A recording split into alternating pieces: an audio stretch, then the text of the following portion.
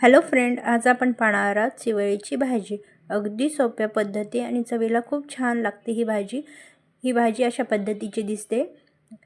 ही पहा, इथे मी पाव किलो घेतलेली आहे। याला स्वच्छ पाण्याने आपल्याला धुवून घ्यायची आहे। ही भाजी स्वच्छ धुवून घ्यायची कारण याला माती वगैरे चिटकलेली असती। आपण स्वच्छ धुवून निथळत ठेवणार आहोत। 1-2 पाण्याने आपल्याला छान हे धुवून घ्यायची आहे। स्वच्छ धुवून आपण साईडला पाणी निथळत ठेवू। आता इथं साईडला एक कढई घ्यायची, त्यामध्ये 2 चम्मच तेल टाकलेलं आहे। थोडीशी मोहरी, जिरे टाकायचे आहेत आपल्याला। तेल छान गरम झाल्यावर ते सगळे ॲड करायचे। त्यानंतर आपल्याला बारीक कट केलेला कांदा टाकायचा आहे।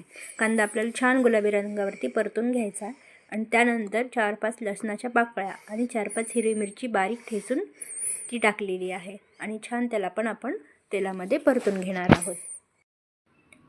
आता यानंतर मी यामध्ये बारीक कट केलेला टोमॅटो टाकणार आहे। इथे मी एकच टमाटर यूज केलेला आहे।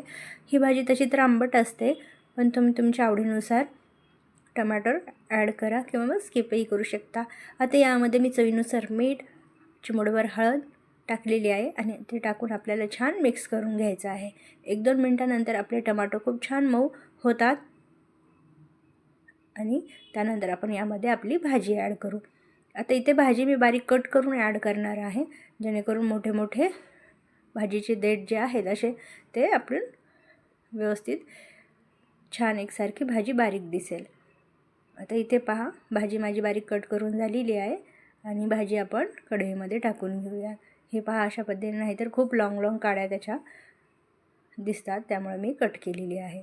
आता याला छान आपण मिक्स करून घेऊयात। ही भाजी चवीला खूप छान लागते, अगदी मला तर फार आवडते। आता याला आपण मिक्स करून घेणार आहोत। हिरवी मिरचीऐवजी तुम्ही लाल तिखट देखील ह्या भाजीसाठी वापरू शकता। आता याला मी कव्हर करून ठेवलेलं आहे। 1-2 मिनिट वाफ द्यायची आहे आपल्याला याला। 1-2 मिनिटानंतर भाजी आपली छान मऊ झालेली, तरी पण यामध्ये थोडंसं पाणी आहे। हे पाणी आपल्याला पूर्ण सुकू द्यायचं आहे।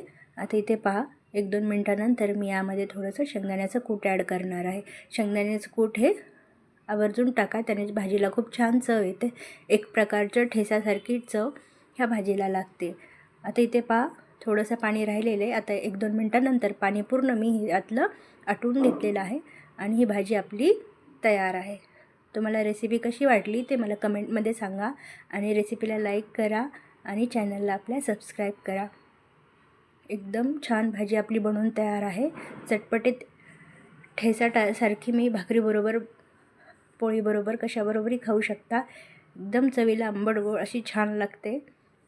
इथे मी बाजरीच्या भाकरीबरोबर भाजी सर्व केलेली होती। 1 नंबर भाजी बनवून तयार झालेली होती। आहा, खूप मस्त।